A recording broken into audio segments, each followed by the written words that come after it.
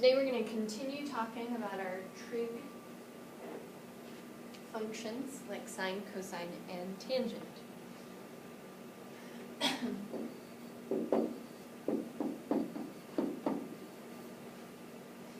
So yesterday on our assignment we focused mostly on 45, 45, 90 triangles and 30, 60, 90 triangles.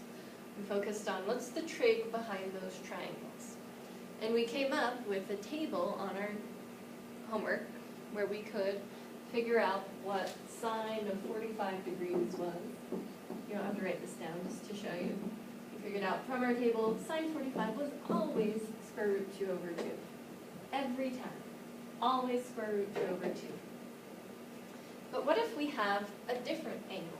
What if we have 53 degrees? What's the sine of 53 degrees? Well, if we want to know sine of 53, we would need this triangle that specifically goes with 53 degrees. So I happen to have that for us right now to help us with this example.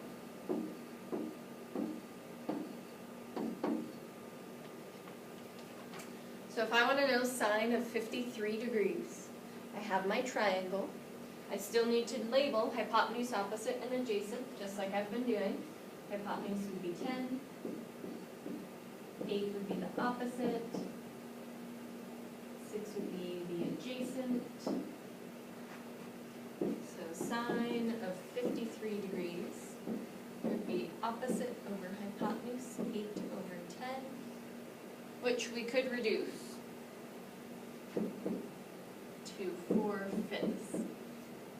So just like we figured out sine of 45 is always square root 2 over 2, sine of 53 would always be 4/5 every single time. But we don't want to have to figure out the triangle every time we need to solve for this. So they program these into our calculators. We will need calculators for the assignment tomorrow. So if I want to know cosine of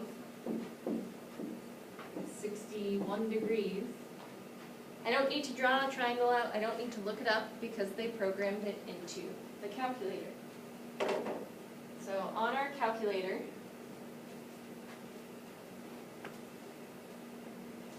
if you have a graphing calculator, you'd hit the sine button first. If you had a non-graphing calculator, you'd hit 61 and then hit the cosine button. We're going to find cosine of 61 degrees. And it's going to give you a big long decimal, because most of them come out as decimals. 0.4848. So now we don't need to look it up every time.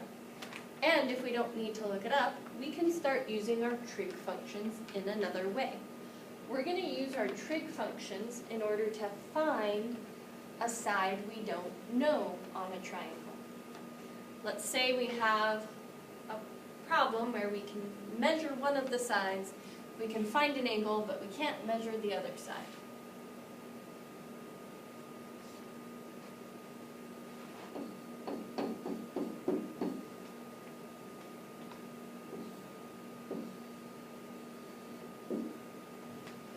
So we know it's a right triangle. All our trig functions are working with right triangles. Let's say this angle is 32 degrees. We were able to measure that angle. Let's say the left side is 8 inches. Let's say I want to find the bottom side. I can use my trig formulas to do this. So, just like we did before, we still need to label hypotenuse, opposite, and adjacent.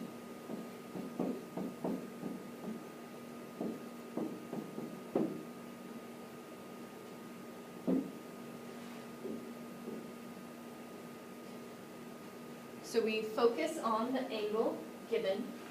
The angle given is 32 degrees. Because that will help us find the opposite and adjacent.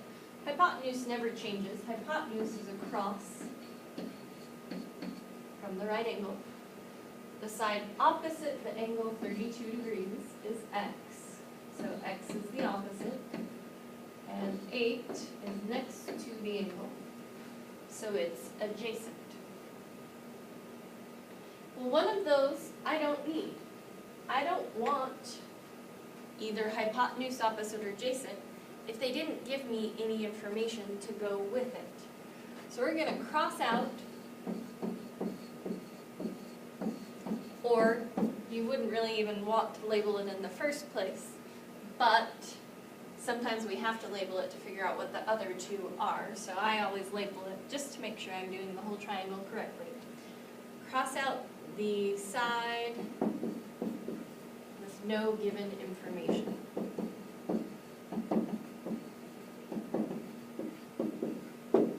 The hypotenuse didn't have anything already there. So that means we're only working with adjacent and opposite. So this is where it really helps to have our trig functions memorized, or you're going to have to open to them in your notes. We have three trig functions. We have sine of an angle equals opposite over hypotenuse. We like that one because it has opposite, but then we don't like that one because it has hypotenuse, and hypotenuse didn't give us any information. So we then think of cosine. Cosine is adjacent over hypotenuse. Same thing happens. We like it because we have adjacent. The adjacent side is 8, but they didn't give us any information about hypotenuse. They didn't ask us to find that length of the hypotenuse. So that leaves us with tangent. Tangent is opposite over adjacent. We like that because we have the opposite side and the adjacent side. So I can use my formula now. Tangent 32 degrees, because that is theta. That's the angle given to us. We can actually plug it in when they gave us a number for the angle. Equals opposite over adjacent. So we filled out our trig formula. We had tangent theta equals opposite over adjacent. And we replaced each piece. We replaced theta, we replaced opposite, we replaced adjacent with the information given to us on the triangle. Now we just need to get x alone. We're trying to solve for x. So we know that this is x divided by 8. We can multiply both sides by 8 to get x by itself.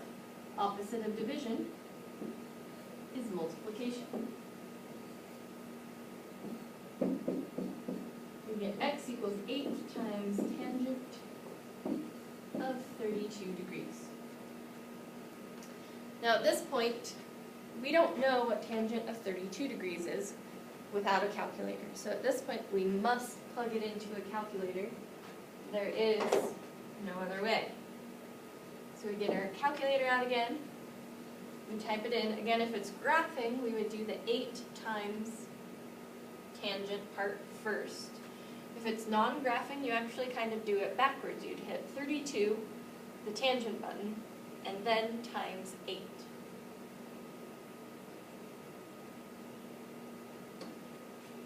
Oh, sorry, I forgot to hit the control button on this particular calculator. So we get that x is 4.99895.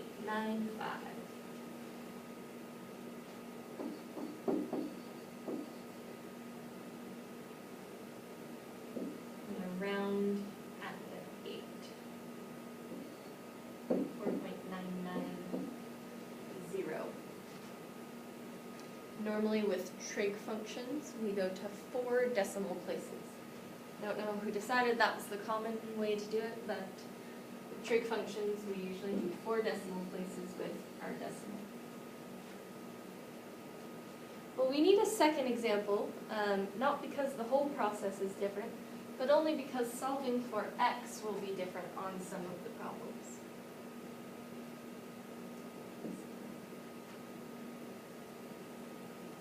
So let's look at a second example.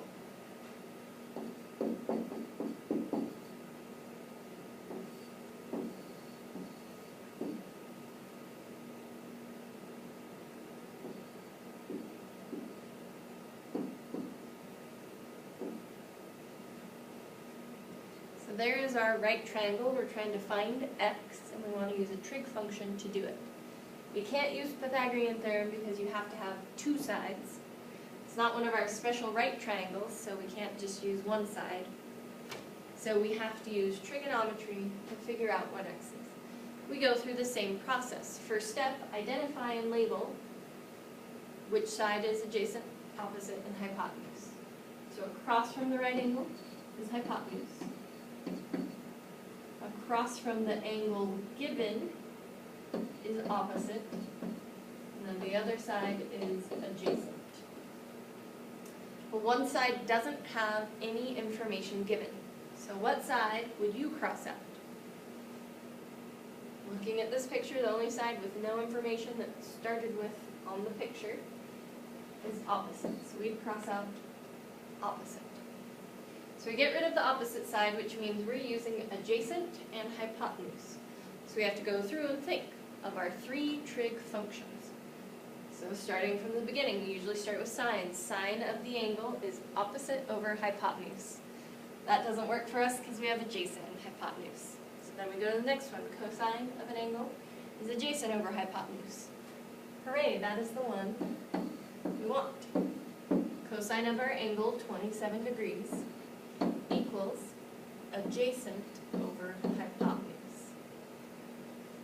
Now, this is the problem. This is what makes this problem a little trickier to solve from here on out. And I really should have written on the previous page that step 3 is solve for x. We plugged it into our equation. Now we want to solve for x. But to get x alone when x is already on the denominator, that makes it harder. So I'm going to actually change both sides into fractions, because we know when we have both sides fractions, we can cross multiply. I'm going to put cosine 27, that entire thing, over 1. So now I can cross multiply. I multiply x times cosine 27, and I multiply 5 times 1. So now we need to get x completely alone still. We've made it so x is in the numerator, which is good for us, but we still want x to be alone. Which means I need to get rid of the whole cosine 27. Now cosine and 27, they are attached. You cannot divide just by 27. Cosine 27 is one entire thing. So I have to divide by that entire amount. I need to divide both sides by cosine of 27 degrees. 5 times 1 is just 5. So then again, we're going to have to plug this into our calculators. So bring up our calculator and say 5 divided by cosine of 27 degrees. That's 5.16116.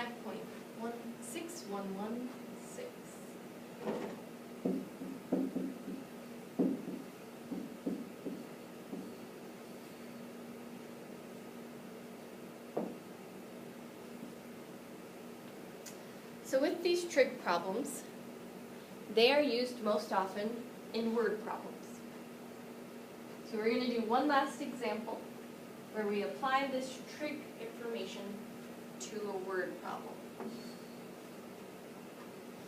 When we're doing these word problems, they'll often talk about the angle of elevation and the angle of depression. An angle of elevation is when you're looking, so you imagine a person. This line is horizontal. So from that horizontal line, if he looks up and you imagine what angle is formed, this is the angle of elevation.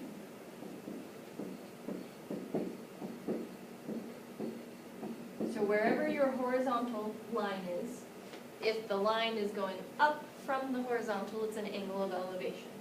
If the person looked down, it's the angle of depression.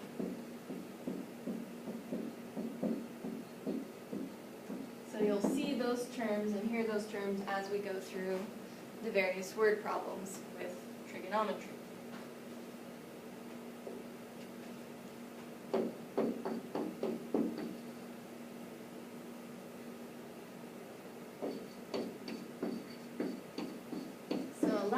is leaning against a wall.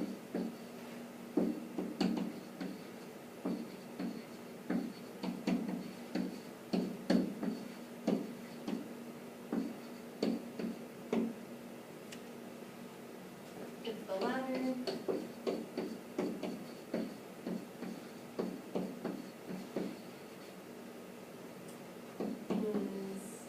16 feet long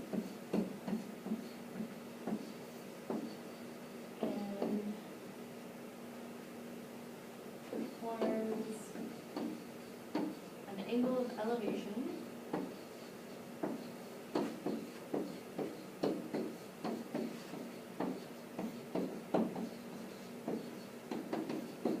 the ground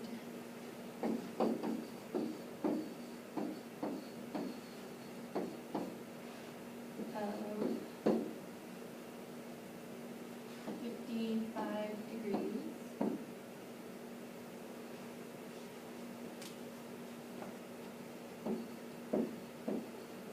How far is the top of the ladder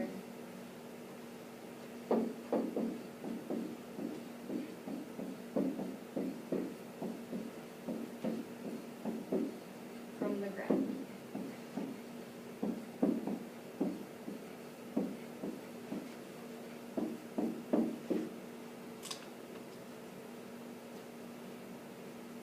So with these kinds of problems, we need to draw our own pictures. They're not going to provide the triangles for us all of the time. Some of them on the assignment will have pictures drawn for you. But we also need to be prepared to draw our own picture. So, a ladder is leaning against the wall. I can draw a picture of that. Here's my wall. Here's my ladder leaning against the wall. Then we need to label it according to the problem. The ladder is 16 feet long. So label the ladder itself as 16 feet. And it forms an angle of elevation with the ground. So the ladder is touching the ground. That means we would be looking at this angle, because that angle from the horizontal is going up, not down, and we want elevation. So this angle is 55 degrees. So then we just need to figure out what length are they asking for. Do they want the bottom side of this triangle that was formed, or the left side? Because we already know the hypotenuse. The ladder itself is 16 feet.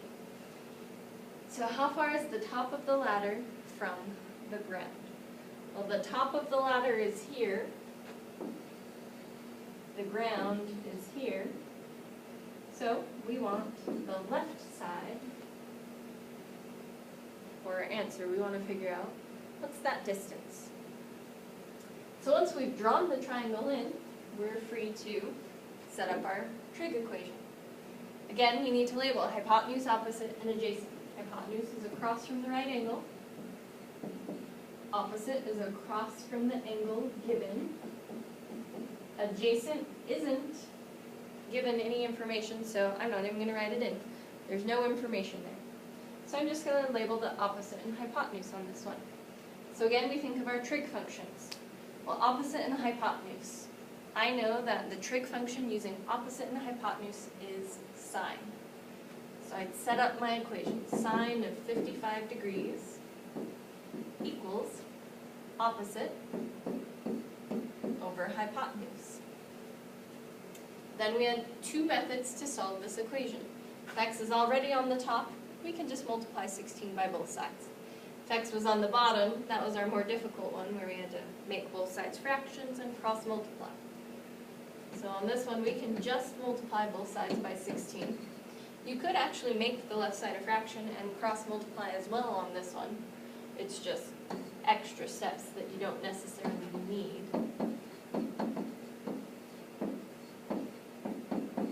So then again, we would pull up our calculator. 16 times sine of 55. Getting to hit Control Enter, I apologize. 13.1064.